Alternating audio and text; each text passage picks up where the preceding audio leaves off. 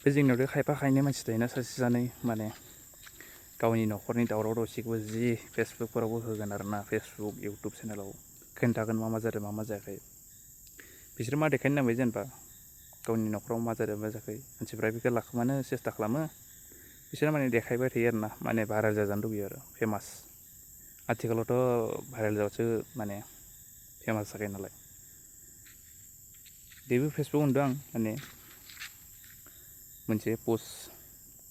लिरनानै होदों आरोना फेसबुकआव इउटुब चेनेलखौ गावनि हया लायो मा लायो होननानै बेफोर लाजिनो रोंला नामा दानि जुगाव आथिखालाव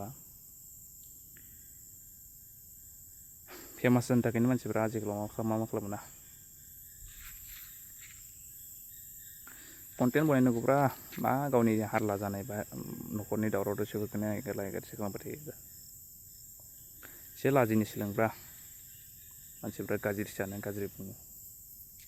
आरो बिदि होनायखौ नुबा गासैबो रायना हरनांगौब्रा कमेन्ट बक्सआव गासैबो मा जानला मोनला पस्ट होलाबाय थायोना गावनि न'खरनि दावराव दावसि जानायफोरखौनो आरो बै जे मालायनि भिडिअफोरखौ जे गावनि चेनेलफ्राव एगारना लायो बिसोर मा मोनो एगारनाब्रा बिदि गावनि कन्टेन्ट बानायना एगारनांगौ गासैबो मालायनि भिडिअफोरखौ माबा खालामो एंगारखानाय भिडिअखौनो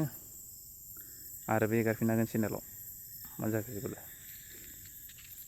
बिदियावनो दावराव दावसिया जोंहा बारा जालाङो आरोना बुंनो थाङोबा